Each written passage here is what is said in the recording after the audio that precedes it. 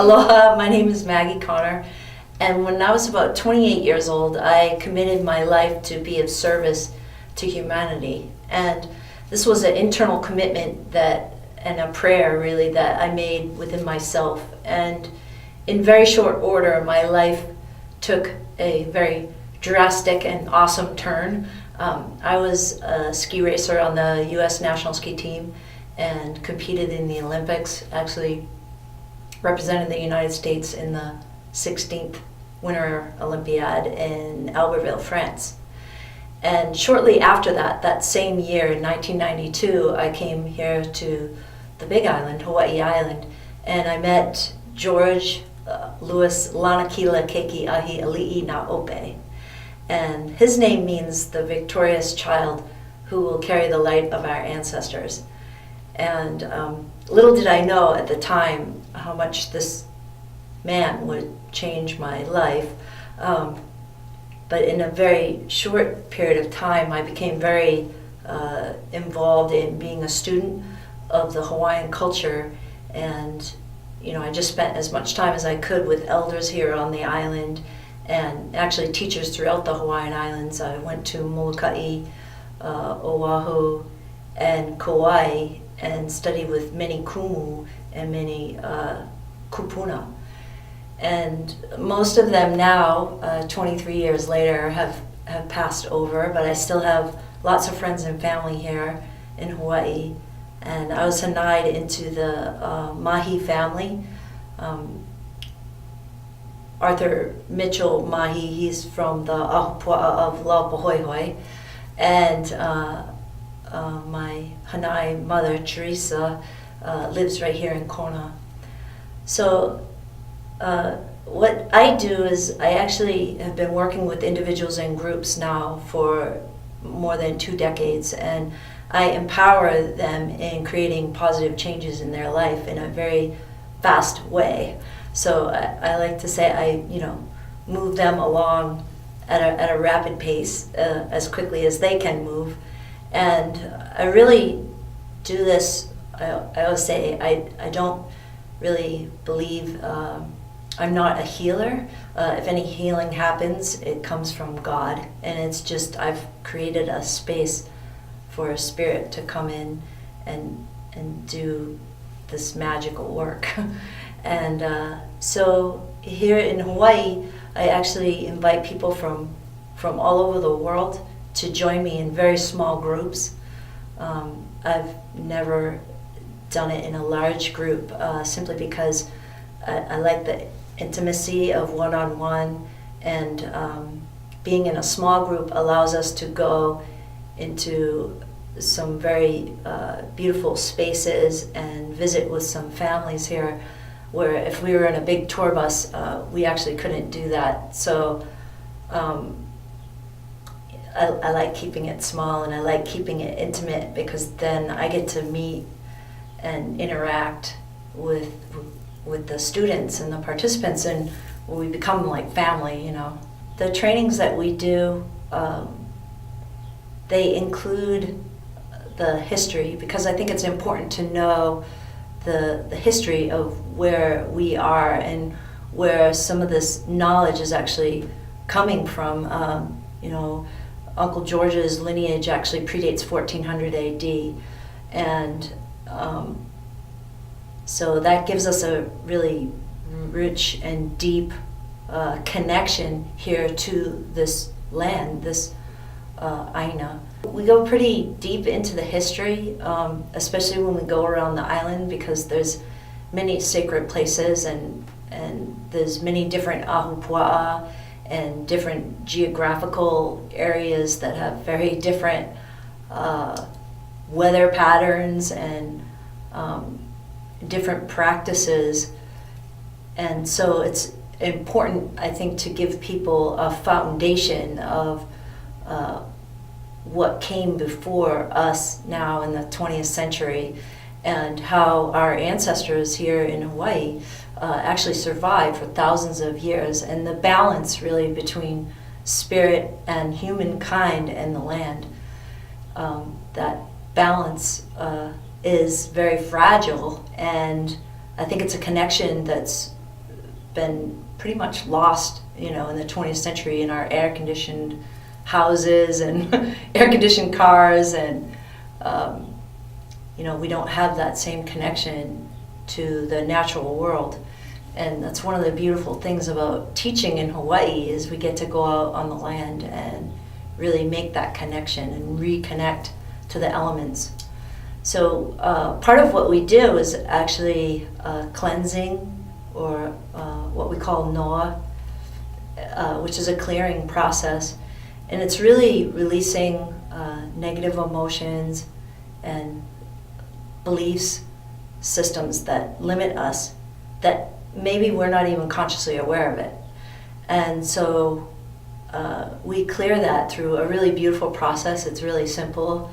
We don't go through, like, you're not going to be punching, pillows or anything like that. It's a very beautiful, elegant, and simple system that you can take with you.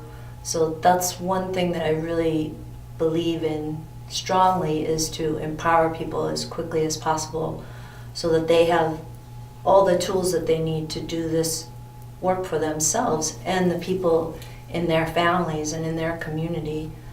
So yeah, we go through a cleansing and a clearing process, and then we go through what the Hawaiians call noho, which is really an invocation process where we invite your higher self, or what's known as your aumakua, and how to connect with your aumakua and how to have an experience of that. And it's a very beautiful process. I love teaching it. It's always fun. And we bring you through a process of connecting with the elements, so the air, the water, the fire element, and the earth element, and how to use the elements in our own healing, and how to balance our bodies using the elements. So much of the week is, as I said, it's very experiential. So sometimes it's kind of difficult to explain in words, because we really immerse you as much as we can, as much as you can take it, into our culture here in Hawaii, and how it is that Hawaiian ancestors really survived within balance, within themselves and within their community and within their spiritual realm. When I was learning as a student, and I still consider myself a student because I wasn't born here, I don't, as they say, puka from Hawaii.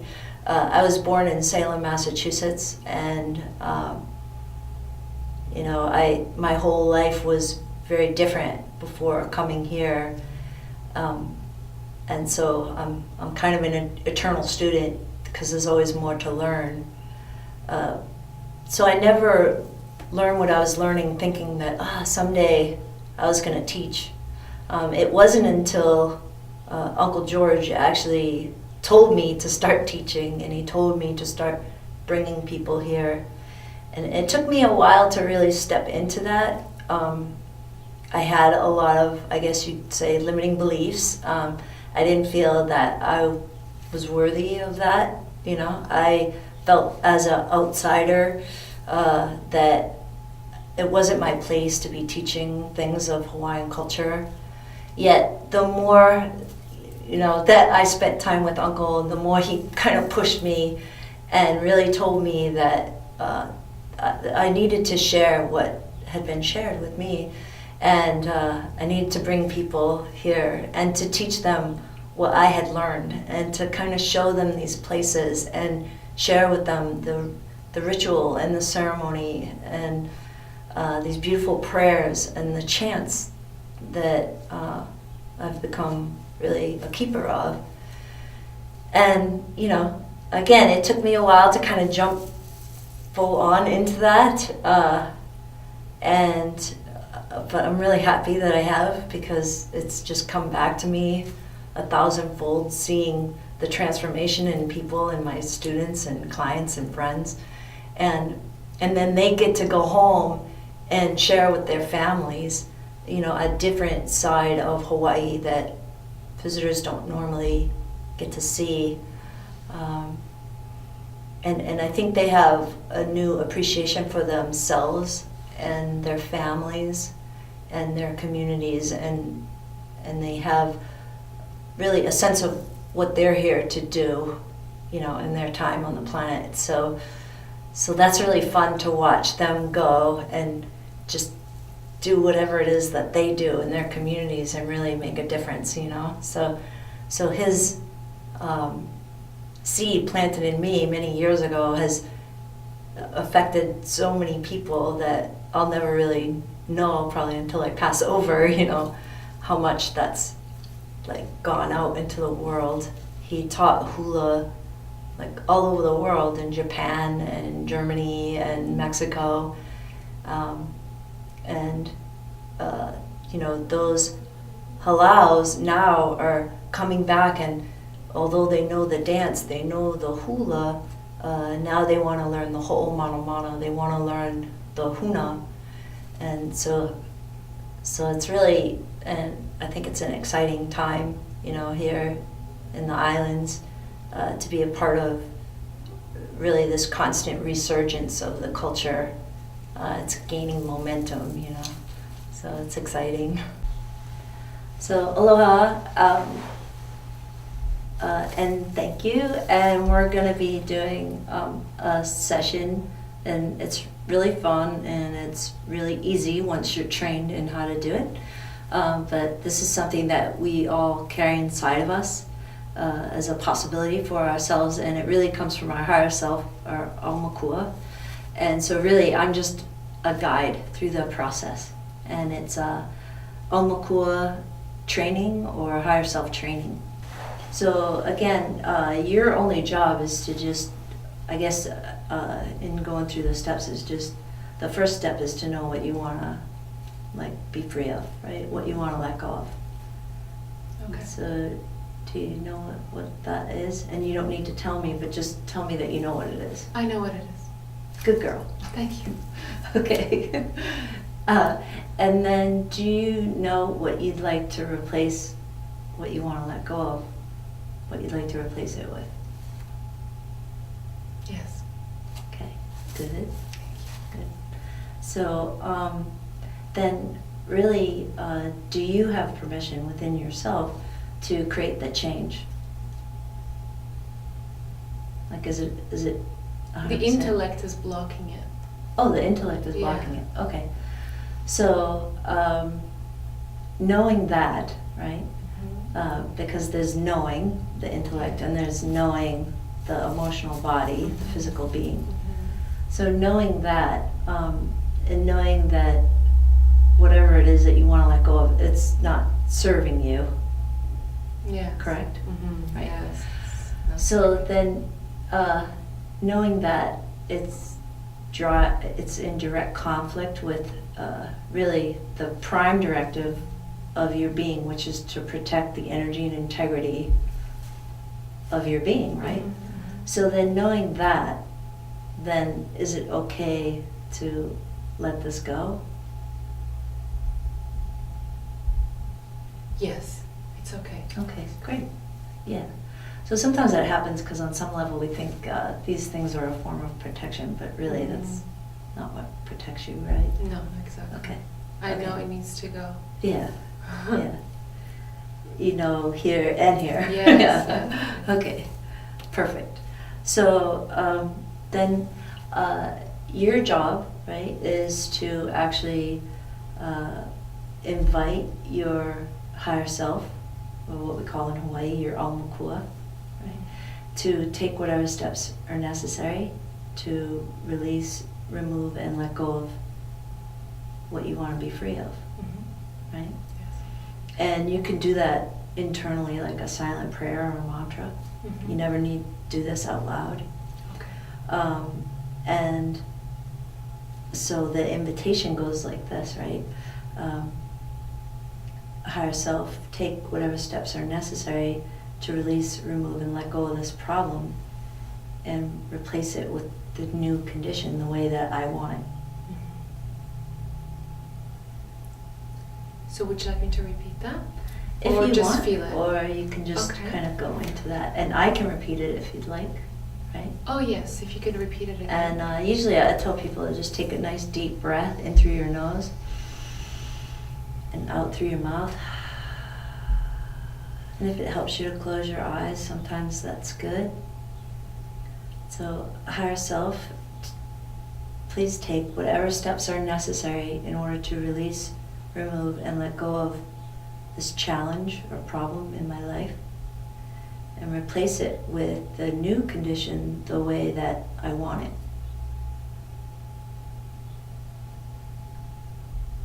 And just when you've made that invitation, then just let me know. Yes, I made the invitation. Excellent. And so then your next job would be to actually fully associate into all the ways that you know that this has been a challenge for you, and then just let me know when it's gone. Okay.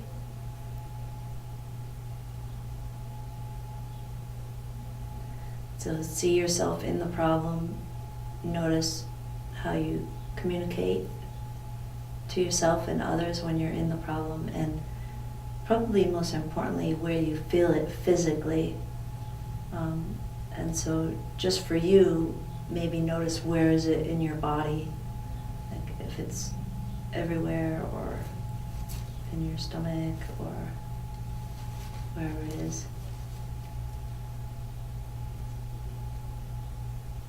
Yes, okay, I And see that. I usually ask too, like scale of 1 to 10, 10 being really uncomfortable, what would it be on any, like what is it now? Oh, it's about a 6. Okay, Yeah. okay. So not off the charts, but kind of No. right, almost a little bit Yes. more than half. It's worked through a bit. I've worked through it already. Oh. But it's just the remnants are still there. Right, okay, okay. Mhm. So associate into whatever's there of the remnants, right? Okay. And just notice what's the root cause. Because I know you don't know consciously, right? But your unconscious mind and higher self can assist you in discovering and learning from the root cause. So just notice what you may need to know or learn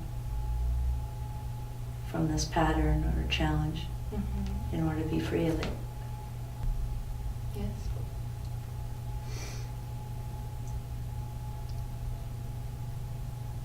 Yeah, and sometimes it kind of, the learnings come in layers, right? Mhm. It feels great.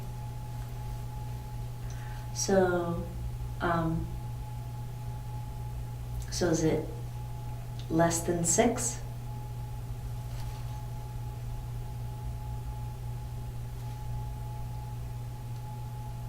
It's down to about a 3. A 3? Mhm. So not gone yet. No. Okay. So No. keep associating then, if you would. So Right. associating how so? Like kind of step into your body when you're in this challenge, right? The whatever's still the 3, Mm-hmm. right? Like see yourself through your own eyes, kind of hear yourself in that, and feel where you're feeling it in your body, and just notice when it disappears, right? I feel it's going to take much more than, yeah, it's a process that might take a while Mm-hmm. to really disappear, Mm-hmm. because it's really deep rooted in our, almost like an ancestral need, yeah. Right. So, So then, if it's ancestral and you could go to the root cause, what is it that you need to learn in order to completely be free of it now? wow, I feel like it really requires enlightenment. Yes. You know, it really requires, that's what the human beings, I think, strive towards is clearing themselves of ancestral kind of roots and needs and wants, and so this is something very basic, that's blocking normal flow. So I think it's kind of like even just the need to be taken care of, Yeah. Do I not have that need? Well, I think everyone does, every child does. But with that come expectations from the world, and Right. expectations in the world. You know, the wise say, don't have expectations. Right. Right, so Right. try that, being a human being. So these are some of the, I think they're very, you know, you're always battling these, understanding that you need to be clear of expectations and just be in the moment. And then expectations come up because you're just human. Right. Yeah. Right.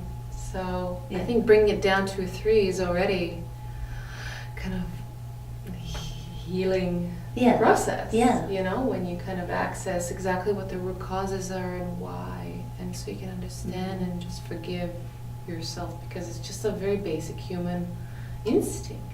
Right. Well, and when it's genealogical, it's passed. It's right. It's a passed down expectation or belief. Yeah. Or, So survival. Yeah. Yeah. I mean, I think it goes back to our roots of surviving very harsh environments in our ancestors. Yeah. right. So those who, I mean, would the enlightened ones have survived versus the ones who had healthy expectations and were taken care of, right? So, so we're battling against It's the genetics. dichotomy. Yes, you know, I understand the importance of clearing and just being in the moment and just flowing and just letting everything, accepting everything that comes at you, and not mirroring your own expectations on it of what you need. But these are battles that I think are very primal, yeah. So I would say even the Tibetan monks would say that's exactly what we meditate on every day. Right. So Yeah. understanding the root cause of why we have these is a step towards letting them go and self-forgiveness, yeah. Yeah. I mean, when you can get to the root, then you get the learning of, because really it's a choice to continue to create it. Yes. But once you get conscious of the choice, right? Then you know why, at which points an expectation is healthy, and at which points it doesn't blocks serve you. me. Yeah, or the person, or Yeah. the people around you, yes. Unrealistic expectations are no good. Yeah. But we all have them, we're all battle with this. I think it's very, very primal. Yeah. Yeah, and Yeah. you know, so yeah, I looked at the ancestral root in this meditation and looking at why So it serves. as you look at, as you know, it's genealogical, right? What is it that you can learn from your genealogy, which once you get the learning, you could be free of the challenge? I think from the genealogy, it points to the wisdom of understanding the impermanence of being. All of our ancestors faced and experienced passing away, and all the struggles we have in a relative lifetime, they would look at as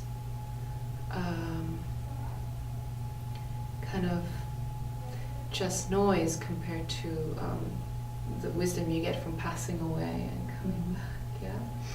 So if you were to ask all these ancestors about how do you let go of expectations, even their healthy expectations from living, but let's say an expectation of I want to be healthy. Right. Yeah. Gee, you can do everything you can in the world, and suddenly something comes down on you. Right. So, and then you feel hard done by. And that's a prison to be in, Mhm. right? I see this a lot in the work I do, in people I meet, is that it's very difficult facing something you never asked for. Right. You expect, if you do good, you expect good, Right. yeah? Right. So I think the expectations the ancestors would tell you dissolve them because they are impermanent. It's all impermanent matter, yeah? Impermanent experiences. You have to have faith that over lifetimes the good happens. Over lifetimes you clear it. Yeah? I mean, good happens to people who don't do good, and goodness in people is not always rewarded. Right. So that's what I'm hearing from that message. Right. Thank you. Wow, I've never thought of it that deeply. Thank you. Yeah. Thank you. Wow, thank you. That was really enlightening. Yeah, I think that'll really inform the rest of the path. Mm-hmm. Mm-hmm. Yeah, it's like Yeah. folding. And the awesome thing too is that when you do this work in now, you're affecting, because there's no time, right? So Yes. you're affecting your past genealogy and your future genealogy. Yes. Yes. So Yes. Reminds me of a story in the Talmud or in some Jewish scriptures about, asking God, why, if I do everything good, why do horrible things happen? Like, let's say, the tragedies in the world and all the senseless death and senseless genocides and so on, and the Talmud or the Jewish scriptures were explaining you have to have faith beyond lifetimes. You have to see your life as, that's why I don't have expectations in this one, but know that everything you do, everything happens to you, it's how you clear it at every step. That's why not having expectations or letting go or just love them, that philosophy of love that the Dalai Lama talks about. Let's say just love them. yeah. Yeah. My gosh. Yeah. Try that. It is. So- It's like a purification process, Yeah, the To faith keep has to be, loving. in multiple lifetimes. It can't Yeah. just be like, I want to see the results in this one. You may not, Right. but you moved it along. Mm-hmm. Mm-hmm. Yeah, Yeah. I believe that.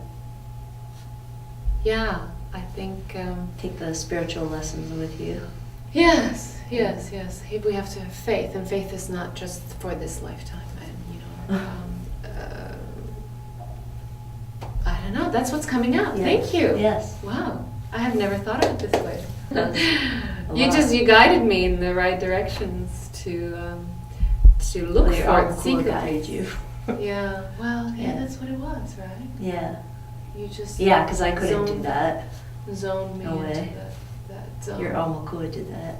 And your ancestral Omakua, Yeah. Thank you. Okay. Okay, thank you. Thank you so much for your guidance. Thank you, ladies.